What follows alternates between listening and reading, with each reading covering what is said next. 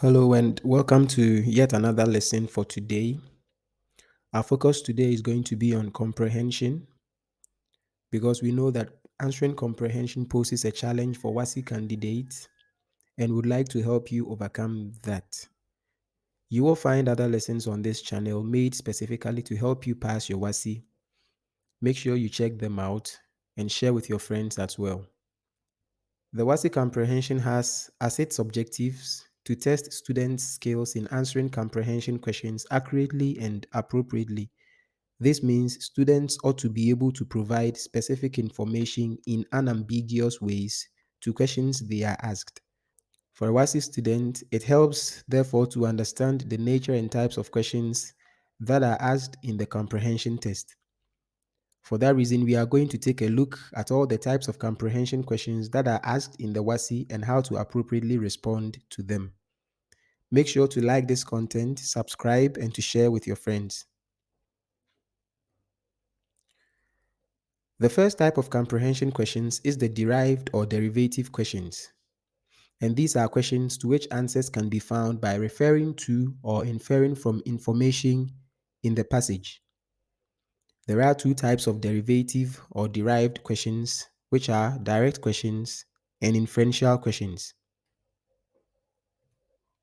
Direct questions are such that answers to direct questions lie on the surface of the passage and they can easily be underlined. In fact, students are even encouraged to underline the responses they feel are right to direct questions on their question papers.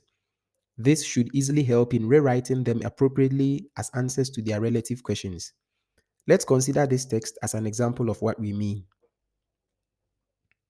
We believed that the teacher would not be home that weekend. My father had strictly warned us not to go out at night since recent happenings had shown that it was unsafe. However, the thought of those mouth-watering fruits in the teacher's compound made us spend many sleepless nights. We decided that fateful night to sneak out and get some delicious mangoes to feast on. The question based on this text is, why did the writer's father warn the boys not to go out at night? By just looking at this text, we can identify the second sentence to be the appropriate response to this question. Why did the writer's father warn the boys not to go out at night? We can proceed to underline this on our sheet. Next, we can simply rewrite this as our answer. And our answer should be like, recent happenings made it unsafe or dangerous to go out at night. Please, you must note, try as much as possible to only rewrite what you underline in a simple sentence instead of copying it exactly as your answer. Now here is our answer in two possible but wrong ways students often write their comprehension answers. Avoid beginning your answer with because as it is in the second response. Even try as much as possible to limit the use of the word because in your answers. Also, avoid using part of the question as your answer as we can see in the third example. The best way remains the first example that we can see. Let us consider yet one more example. Towards midnight, my two cousins and I crept stealthily out of the house. We soon reached the teacher's house. We climbed over the wall. My cousins asked me to go up the tree. In no time, I reached one branch. I shook it and many juicy mangoes fell.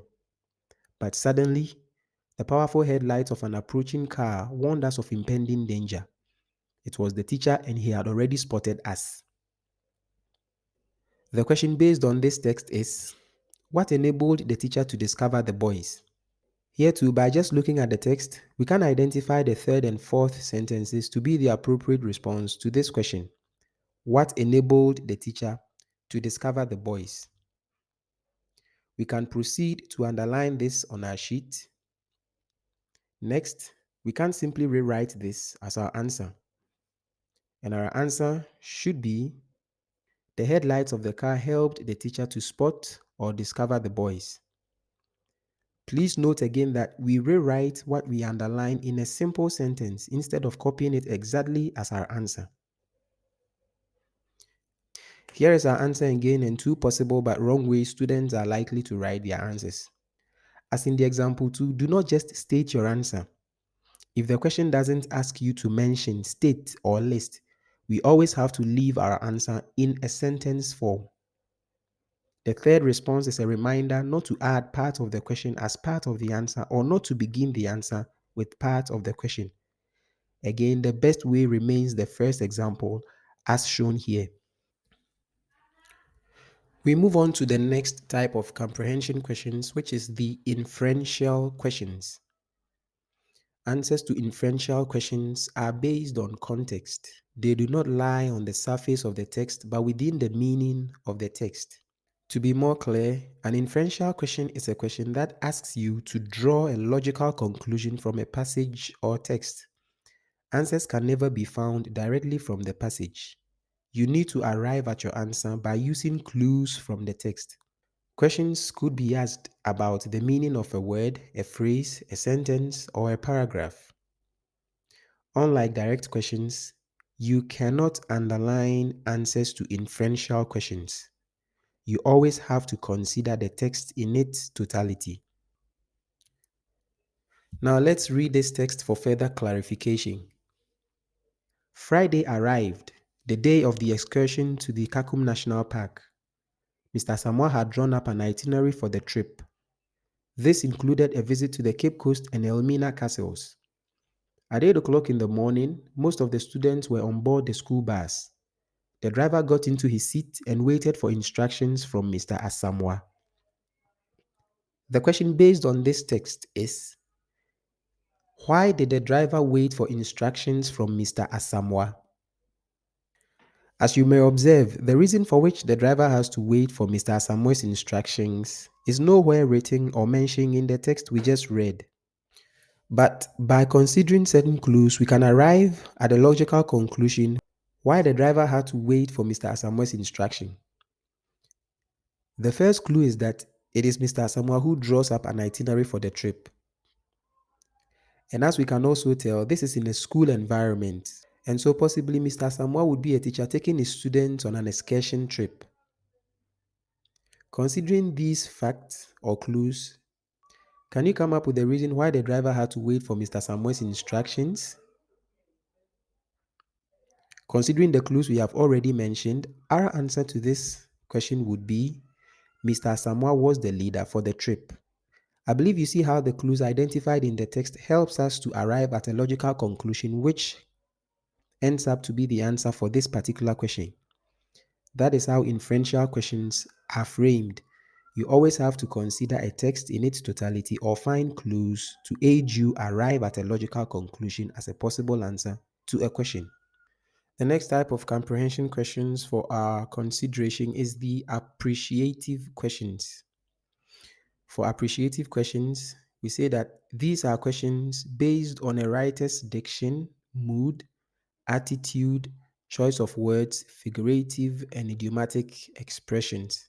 This is basically how a writer feels about what they are writing, which you, the reader, can deduce or tell based on the writer's choice of words. Such moods or attitudes can be one of surprise, anger, sarcasm, criticism, and others. Now let us read this text for more clarification. Have you ever taken time off your busy program to watch ants move in a row? What gives them the sense of direction we do not know. Indeed, whoever sends them on an errand and how they even know their destination and the type of errand to run, we are yet to be told. But they are extremely well organized. The beautiful thing about these insects is that even when their line of movement is disorganized, they soon regroup and connect themselves again end to end.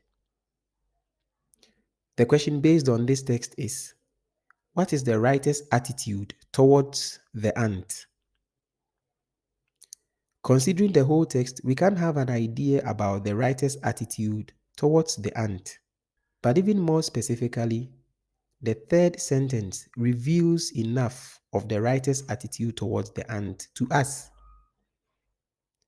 In this third sentence, the writer says, the beautiful thing about these insects is that.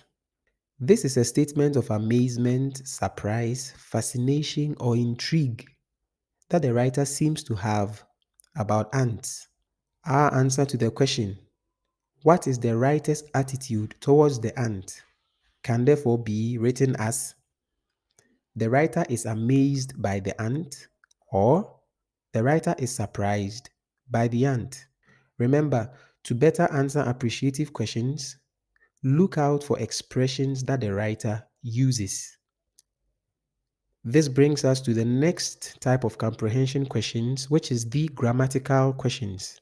These are questions on grammatical items. It involves identifying parts of speech, types of phrases and or clauses, and their functions. Two questions are always asked when it comes to the grammatical questions. Students are first of all asked to give the grammatical name of an underlined expression, and they are asked to give its function. In our example from this text, the underlined expression is an instant alarm. The question on this text is, what is the grammatical name given to this underlined expression? What is its function? The grammatical name of this expression is a noun phrase, and its function is, it is the direct object of the verb raised. We can write these two answers simply as seen here. Remember, lessons on phrases and clauses have been put up already on this channel. You should check them out for further clarification on this particular topic. Sometimes students are asked to identify a figure of speech used in the text and to explain what it means. This is the question on literary devices or figures of speech. Questions on literary devices specifically are questions which are about naming a given literary device or figure of speech and stating what it means in the context of the passage. Common literary devices that are often tested in WASSCE are simile, metaphor, personification, alliteration, onomatopoeia, euphemism, oxymoron, and hyperbole. If you have forgotten these, this is a good time to go back and revise them.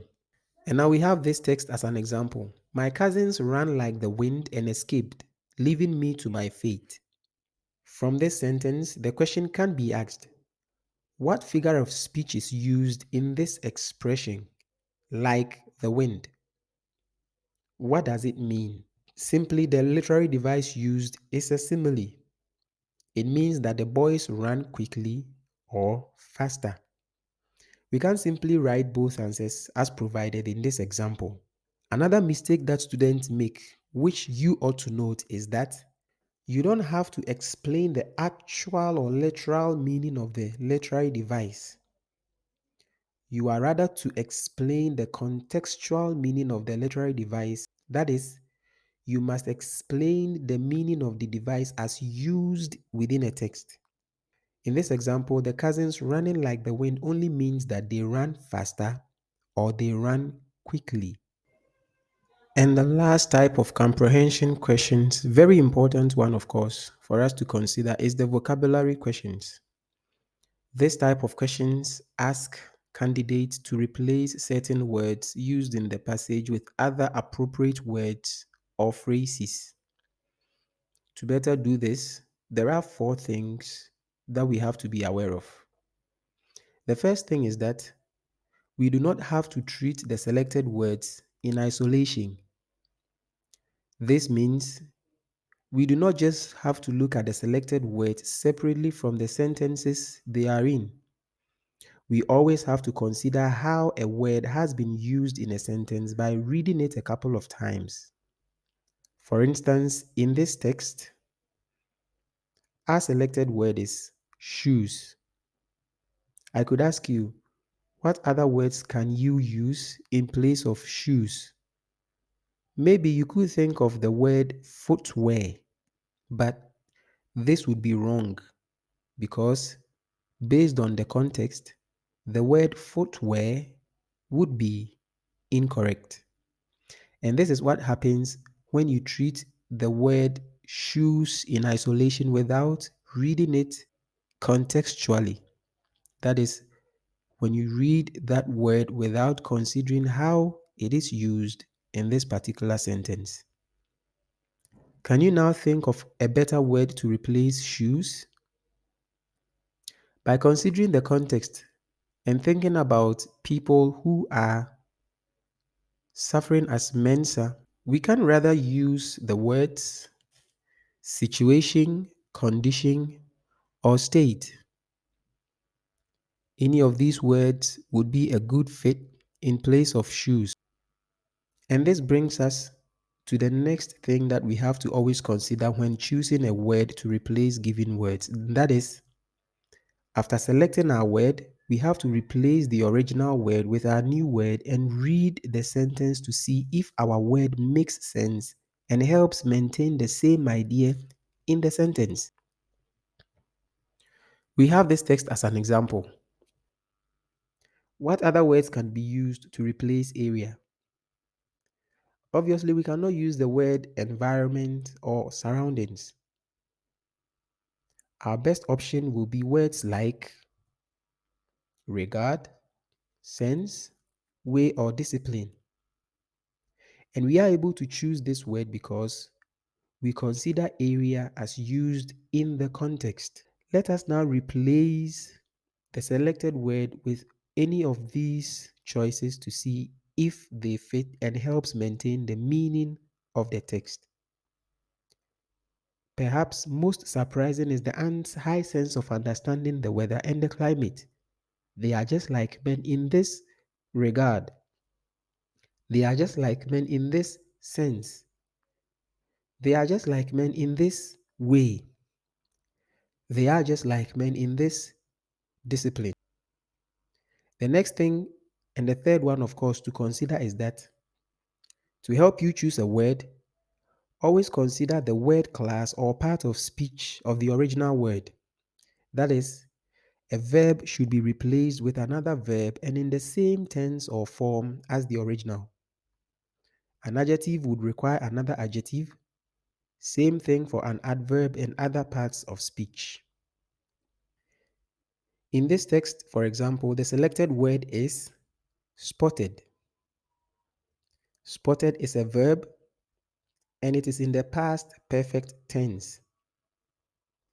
Our word would therefore also have to be a verb and in the past perfect tense as well. Can you think of an appropriate verb to use? We can use the verb seen. We now only need to read this into the sentence. To our amazement, it was the teacher and he had already seen us. Now, the last thing to consider is this. This is an advice. Do not write two words, especially if you are not sure both are correct, because you'll be marked wrong if one is even wrong. This brings us to the end of this lesson, but remember there are more on this channel, including mock comprehension tests with a step-by-step guide to help you master comprehension. Click on these links to get you right to them. Also remember to place your questions in the comments and they will be responded to. Thanks for watching and hopefully I'll see you in the next video.